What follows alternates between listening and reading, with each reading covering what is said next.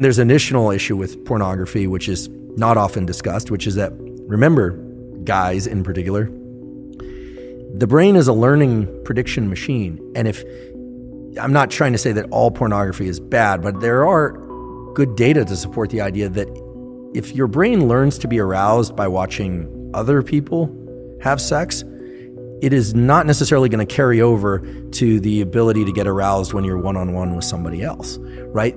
Especially young kids who are consuming a lot of pornography, the brain is learning sexual arousal to other people having sex. So you're going to program yourself into being a voyeur? Or just create challenges in sexual interactions with a real partner. Right? Mary Harrington has the 3 laws of pornodynamics, and the second law of pornodynamics is the law of FAP entropy. And it says that whatever you start out wanking to will get progressively more intense over time. And I think that this is sort of speaking to that ever sort of escalating amount of the wildness that you need to watch in order to get an ever decreasing stimulus that comes back. Yeah, and here I'm approaching this only through the lens of biology, right? I'm not a psychologist, and I'm certainly not political in any way. At least not. I have ideas about politics, but I just don't discuss them publicly. But the idea here is that I'm not saying pornography as a stimulus is bad or good. What I'm saying is it, in its availability and its extreme forms, it's a very potent stimulus, and very potent stimuli of any kind, extremely palatable food, extreme pornography, extreme experiences like bungee cord jumping, those set a threshold for dopamine release. And Anna will tell you that, and I'm sure she did, that the higher the dopamine peak, the bigger the drop afterwards. And it's not that you drop to baseline, you drop below baseline. So again, it's not, these things aren't good or bad, they just have to be controlled in a way, because when people are pursuing dopamine peaks over and over and over and they aren't getting them, typically it's because they've been pursuing that activity far too often.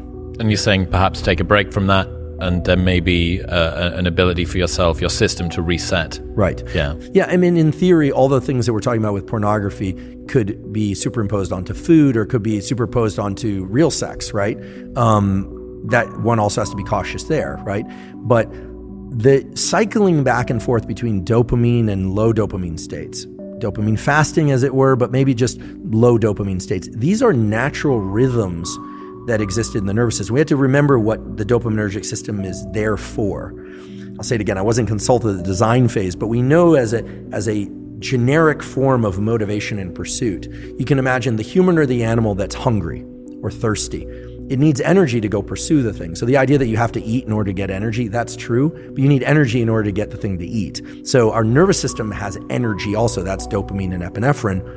Yes, we use glucose and glycogen, et cetera, when we're pursuing things, but the idea here is you're pursuing something, and then either by smell or by sight, you think you're on the right track. So you go down that track, and then, there it is. You get some berries, or you get, let's get prehistoric about this, or you get to kill the prey and eat it, and then it gives you energy to continue this pursuit or to reproduce. I mean, there's a reason why humans and other animals seek out reproduction, is that every species, but certainly humans, have 2 innate desires built into them. Whether or not they decide to actualize this or not is the desire to protect young and make more of its own species. Every successful species does that.